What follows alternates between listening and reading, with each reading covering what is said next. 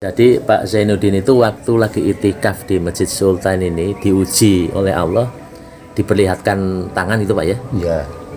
Ketika itu jangan langsung takut gimana Pak? Apa langsung merasa gimana Pak? Iya, kalau saya kan sudah istilahnya sudah tahu istilahnya itu sudah tahu apa ya tata cara-caranya itu kan kalau makhluk gitu kan terus diului salam kan sudah tidak apa-apa. Gitu. Terus diului salam itu sudah tidak apa-apa.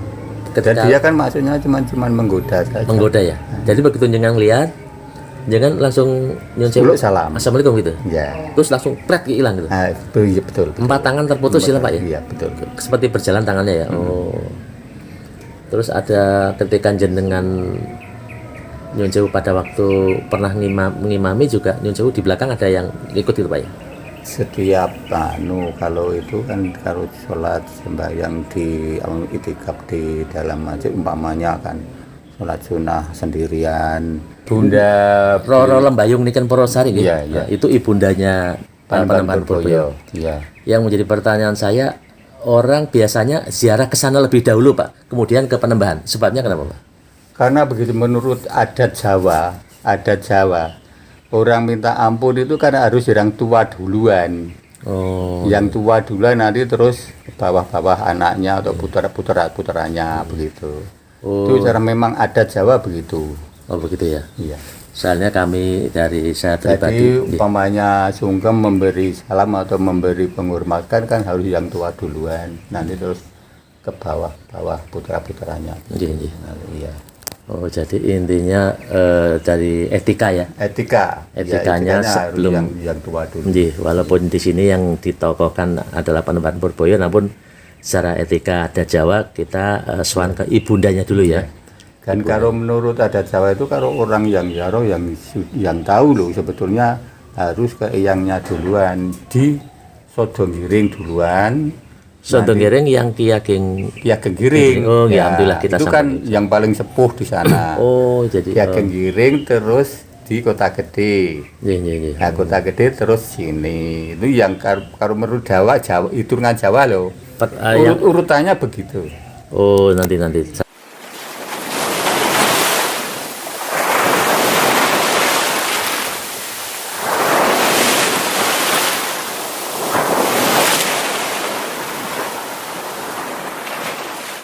Alhamdulillah pemirsa ini bersama Pak Zainuddin gini kan gitu. Ini sambil bertanya Pak, untuk di penutup makom Panembahan sama utaranya tuh ibundanya ya. Iya. Itu bulan Ramadan kok biasanya kan boten dibuka. Itu maksudnya apa Pak? Kalau di sini di Watgala Sambil Pak Bapak. Sambil jalan. kalau di Watgala itu sejak zaman dulu walaupun ini Ramadan itu tetap dibuka. Tapi gitu. ya waktunya terbatas sampai jam 2 malam sudah tutup karena mengingat itu ya waktu sahur. Karena itu ya sama yang berkejibahan. Kalau yang depan maksudnya pintu depan ya? Ya. Pintu depan maksudnya yang ditutup itu. Udah. Oh ya. Terus kedua yang saya tanya juga makamnya juga gitu. Maksudnya makamnya juga ditutup. Kok istilahnya tumben penutupnya yang putih itu? Ya. Biasanya kan ditutup Pak. Udah. Ini dalam rangka Ramadan apa dalam rangka nyusul dicuci Pak? Ini dalam rangka sadaranan kemarin. Sadaranan kemarin kan semua dicuci semua. Jadi ini ngobrolnya kok berarti Pak nggih. Ben rondo mboten ganggu. Soalnya wonten rencana jenengan kula mboten sketsa. iya. Mriki Pak sing sketsa pripun Pak? Mriki nggih Pak nggih.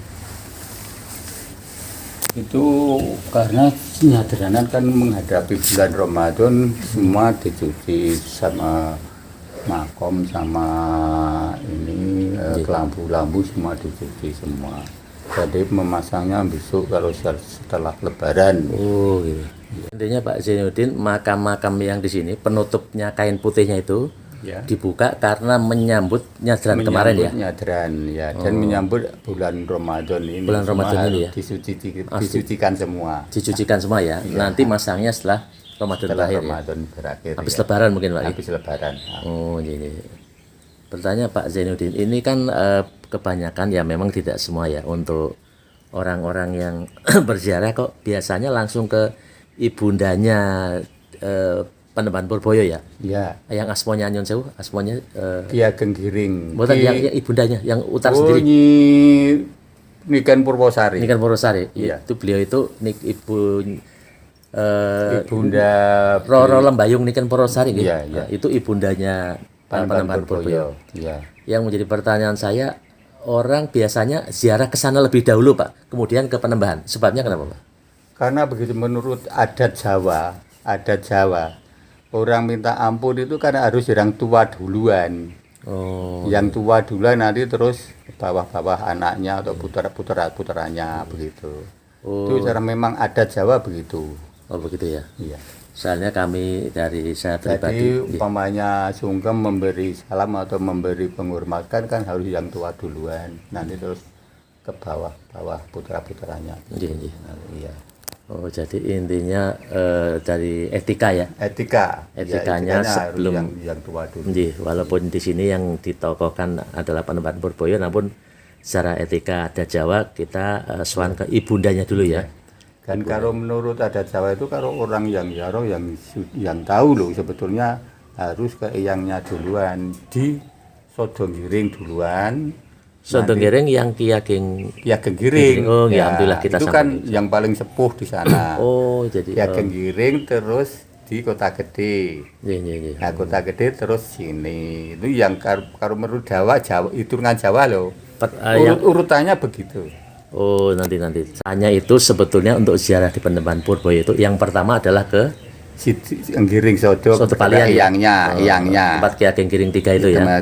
Genggiring 3 terus ke Kota Gede. Kota Gede ke tempatnya Nyun Sewu. Panembahan Senopati ayah Panembahan Purboyo. Oh, iya, ke Kota terus- Gede dulu. Ya, terus ke sini ke Terus Wotgale. ke Wotgale ke tempat Pangeran Panembahan Purboyo ya. Oh. Tempat Purboyo ini pun yang didahulukan kan harus Niken Purwosari ini ibunya Panembahan Purboyo. Ya, sungkemnya itu kan urut-urutannya yang baik begitu. Oh iya, Masya Allah pemirsa. Jadi mungkin untuk yang masih awam ya, untuk yang para ahli ziarah Iya. atau ibaratnya sarjana kuburan itu mungkin sudah ahli ya. Jadi saran dari Pak Zainuddin ini sebagai juru kunci di Wotgale ini di Panembahan Purboyo ini ada tata keramanya, ada etikanya. Jadi pertama-tama yang harus disowani atau kita ziarahi adalah di Sodopalian Gunung Kidul, yaitu di tempat Ki Ageng Giring. Iya. Kemudian yang kedua adalah ke Kota Gede, Kota ke Gede. tempatnya beliau Panembahan Senopati ya.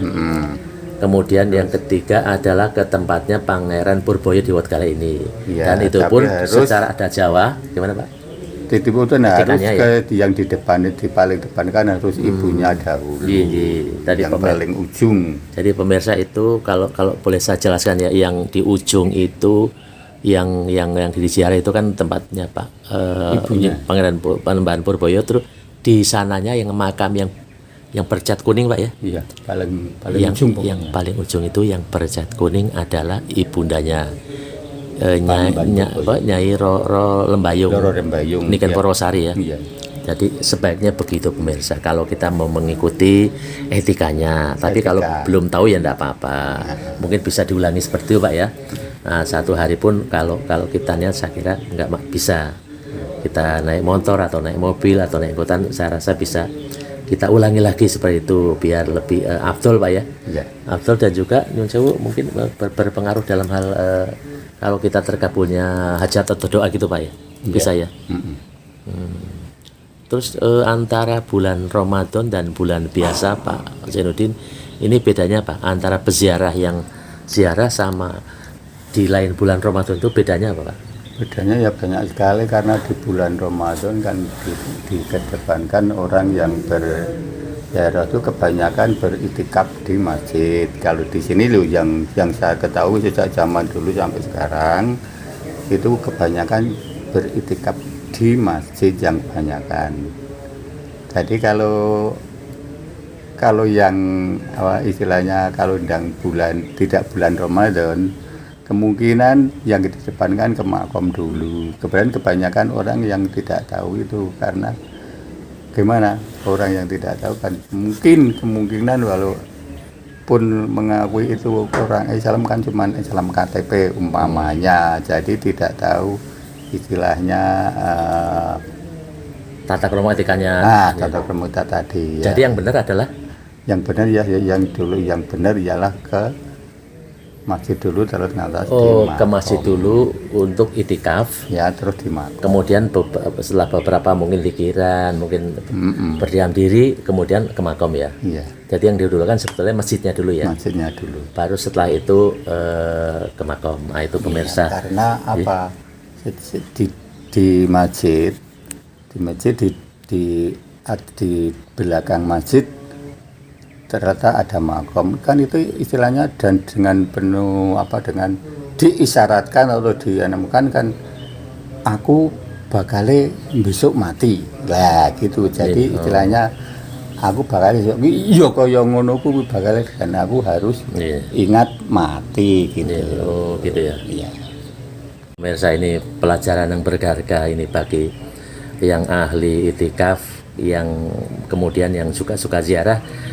Saran atau masukan ya Pak dari sesepuh di Penembahan Purboyo makamnya itu, sebaiknya itu kalau kita mau istilahnya prihatin malam hari mau itikaf, sebaiknya datangi masjid dulu ya. Kalau kemudian di belakangnya ada tempat ziarah wali, baru kita ke tempat ziarah wali, ke tempat yang diziarahi. Jangan terbalik itu Pak ya. Jangan terbalik, kita ke makam dulu baru ke kurang pas Pak. Jadi sebaiknya ke masjid dulu untuk menjalani itikaf ya, pikiran, atau kemudian dilanjutkan ke makom dulu, yang betul begitu. Kemudian dari segi spiritual mungkin Pak ya. Ini rata-rata di sini tidak pandang pria dan wanita, banyak Pak ya. Banyak. Artinya ada peziarah wanita dan peziarah pria gitu Pak. Itu mereka dari luar kota juga banyak Pak ya? Banyak. Jadi yang saya ketahui sejak akhir-akhir ini dari luar negeri aja banyak, dari Brunei Darussalam, dari Malaysia, dari Singapura.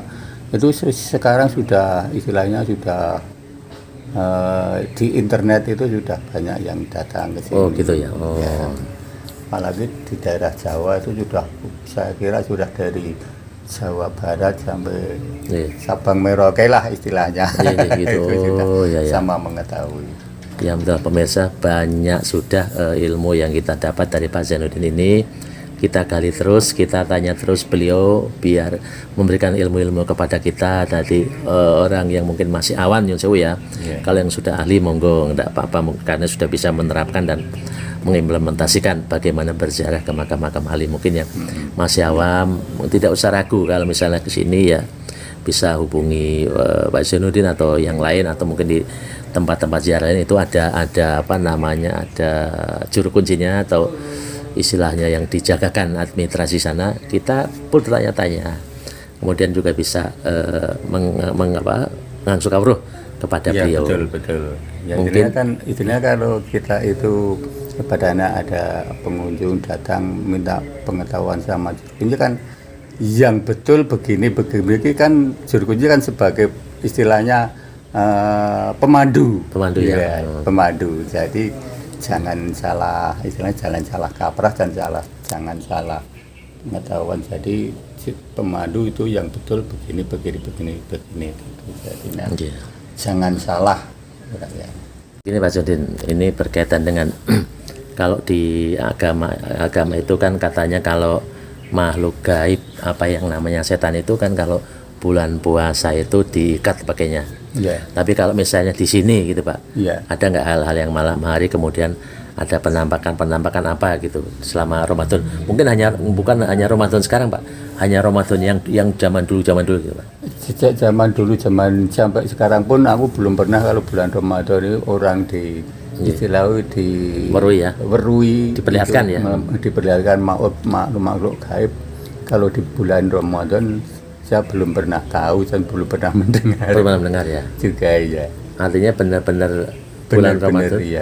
memang berlaku seperti itu Pak ya. Iya. Artinya di bulan Ramadan ini tidak ada kegaiban atau apa yang muncul, karena memang artinya Allah melarang gitu Pak ya. Iya. Melarang muncul. Jadi pemirsa, untuk yang mungkin masih takut-takut dengan ziarah ke makam wali dan sebagainya, gunakan mulai berlatih di bulan Ramadan ini berziarah di tempat wali, di tempat ulama, tidak usah takut dengan kuburannya, karena di bulan Ramadan ini kan ibaratnya setan-setan atau makhluk gaib itu istilah tidak boleh muncul gitu Pak ya. Dibelenggu. Jadi jangan takut ziarah untuk berziarah. Saya pun jujur Pak Zainuddin dulu masih takut-takut kalau ziarah di malam hari, masih khawatir gitu, masih teratap. Kadang-kadang ada pohon bambu daunnya jatuh aja kaget Pak. Kalau saya ziarah di Senuko itu, di Kodean itu, di Raden Kasantoka itu, aku pun juga kaget. pernah mengalami sejak aku berkunjung di Pengging itu, pernah aku pada jam 12 malam saya baru berdoa, dan kebetulan di sebelahnya itu kan ada pokok pelem. Oh. Nah, pas saya baru kusuk-kusuknya berdoa, ada pelem jatuh. Nah, saya kan kaget. Ini. Saat MJTV dimanapun berada ini, saya Fajar juga bersama Pak Zainuddin sebagai juru kunci di Penembahan Purba ini. Ini mumpung beliau masih sini, saya baru ingat ada pertanyaan mungkin bermanfaat untuk pemirsa Bapak Ibu di berada. Kiat-kiat cara-cara biar kita Pak Zainuddin, biar kita tidak takut kalau ziarah. Ya. Cara-cara ya pertama itu kan di resepnya. Resepnya dari jenengan pribadi biar kita nggak takut gitu. Ya, resepnya ya kita harus pertama tuh ya bersuci. Paling utama suci. Suci lahir dan batin. Kedua harus masuk dalam istilahnya makam itu kan juga tanah suci. Nah, kita harus berwudu, berdoa. Berdoa ya? Ya, berwudu terus berdoa. Mau masuk makam kan ada adatnya, harus berdoa. Memberi salam lah paling tidak kepada orang-orang yang sudah meninggal. Di sekitar sini ya? Salam. Itu paling aman. Udah. Kalau sudah disalami paling kemungkinan ataupun tidak kemungkinan sudah tidak istilahnya tidak menggoda ataupun tidak kalau cara kasarane iki mbageke ngono gitu. Mbageke ya. Iya. Jadi kita mantep aja Pak ya. Kalau kita sudah berwudu, bersuci, kemudian kita memberi assalamualaikum kepada yang makam yang kita lewati, kemudian kita mantep bersama pada Allah ya. Enggak ada istilahnya di surat kabar atau TV orang-orang berziarah gegere hilang atau tangannya hilang kan nggak ada. Artinya istilahnya aman lah gitu ya. Aman. Cuman rasa takut sebetulnya ada di diri kita sendiri Pak. Diri kita sendiri. Bayangkan sing ora-ora ya. Gitu. Dan gini, karena kan semua itu orang berdoa kan mesti ada istilahnya godaan itu ya. Dan kita harus digoda itu kita istilahnya tabah atau tidak, atau istilahnya itu khusyuk atau tidak, cuman gitu.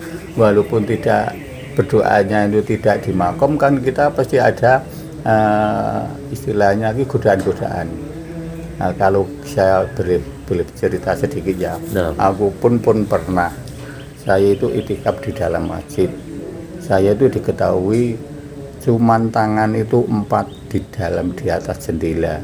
Masjid ini? Masjid ini, iya Pak. Zaman itikaf dulu? Zaman dulu itikaf. Akhirnya Pak Zainuddin ya terbuka tuh, baru ingat ya? Terbuka ya. Terbuka. Jadi dengan lagi itikaf?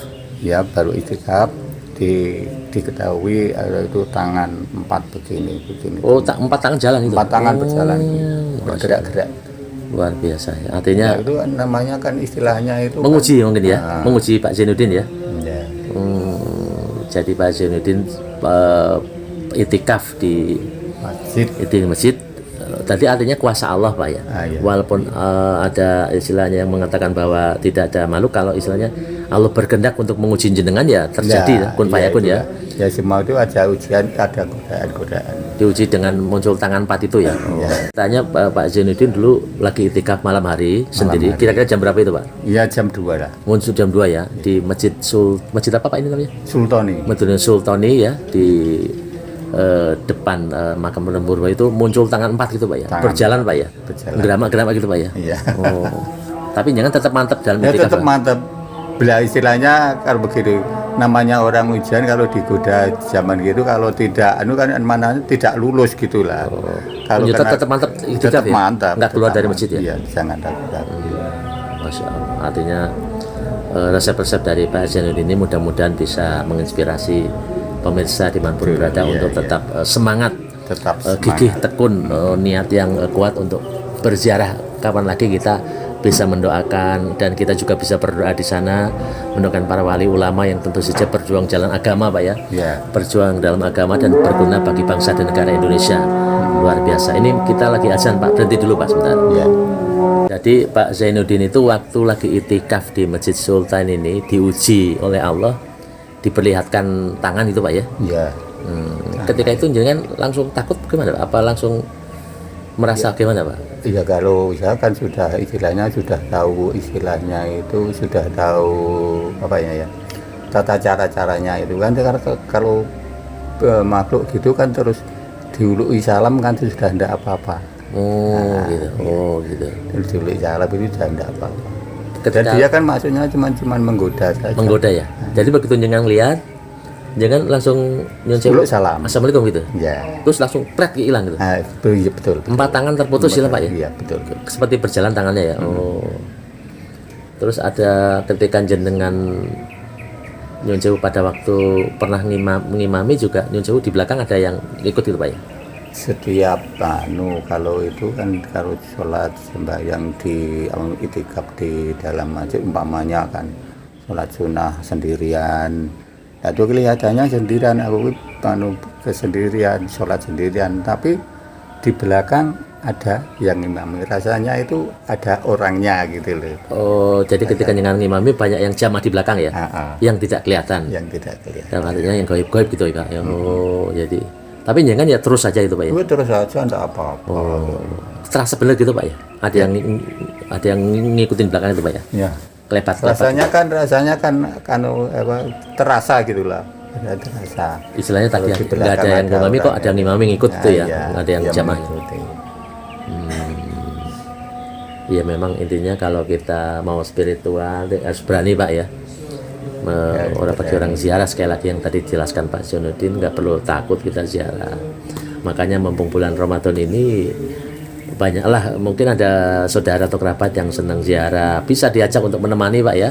Sama saya pun juga begitu, Pak, dulu, Pak, mengajak teman saya untuk menemani ziarah ke Melangi, tempat tempat Yai Nuriman, dan akhirnya sekarang terbiasa. Semua kru-kru di sini kalau diminta untuk menemani semua siap. Siapa ya? Siap. Memang itu sudah tugas masing-masing. Sudah tugasnya itu begitu. Jadi memandu setiap pendatang atau setiap pengunjung yang belum tahu, siap memandu semua teman-teman itu. Ya, nanti saya minta diantar Pak Zainuddin untuk memimpin ziarah di tempat Nyai Rolmbayung Rolmbayung dengan Purwosari. Sebelumnya mungkin informasi untuk itikaf dibuka jam berapa, Pak? Biasanya yang banyak hadir. Kalau di sini tetap dibuka 24 jam. 24 jam ya? Iya, tetap dibuka. Artinya dari tarawih ada, Pak? Tarawih sini ada ya? Di Masjid Sultan ini ada ya? Enggak, tutup walaupun tarawih tetap buka. Karena ya, maksudnya tarawihnya ada ya? Ada. Tarawih ada ya? Ada. Tajilan, tarawih ada? Ada. Karena orang ya pendapatnya kan masing-masing. Pokoknya itikaf 24 jam sampai subuh nggak ditutup terus buka ya? Masih. Makam juga buka? Buka. Masya Allah, luar biasa pemirsa. Itu informasi menarik di Masjid Sultanen, di depan makam Panembahan Purboyo dibuka 24 jam makamnya juga. Tadi yang jenengan sedulur-sedulur guys bro dimanapun berada yang mau puas-puasin untuk ngibadah di bulan Ramadan, beritikaf, berziarah, rangkaian yang luar biasa, kemudian berzikir, kemudian bersilaturahmi tempat yang kita suka, monggo dipersilakan. Ini saya pun juga sebetulnya puasa kelemes, tapi kalau nggak buat video nanti di channel kami tidak ada yang nonton, mungkin ditunggu-tunggu pada kangen untuk mendengar tayangan kami. Dan mudah-mudahan bermanfaat di bulan Ramadan, semangat bergembira di bulan Ramadan, karena di dalam agama sendiri kalau kita senang menghadapi bulan Ramadan, pahalanya luar biasa, Pak ya. Ya. Apalagi karena ini bulan yang penuh barokah dan penuh pahala. Tuh pemirsa dengar sendiri ya, nanti saya mau minta di Alhamdulillahirabbil alamin. Pemirsa MJTV yang dirahmati Allah, selamat menjalankan ibadah puasa di bulan Ramadan. Mudah-mudahan Allah ridho juga memberikan keberkahan kepada kita semua. Puasa kita diterima, ibadah amalan-amalan kita selama di bulan Ramadan ini diterima Allah Subhanahu wa taala. Keluarga kita diberikan kesehatan, ketentraman, dan kita menjadi hamba-hamba Allah yang bertakwa, hidup dalam ketentraman, kebahagiaan, dan panjang umur. Doa kami selalu untuk pemirsa MJTV dimanapun berada, mudah-mudahan selalu dalam lindungan Allah Subhanahu wa taala. Itu saja liputan di bulan Ramadan, mudah-mudahan membawa inspirasi, ilmu pengetahuan bagi Bapak dan Ibu, saudara-saudari dimanapun berada. Tetap dukung channel kami, mudah-mudahan channel kami bisa membawa inspirasi pandangan yang luas kepada agama dan juga bermanfaat dalam kita mengisi kehidupan ini. Terima kasih. Alhamdulillahirabbil alamin. Wassalamualaikum warahmatullahi wabarakatuh.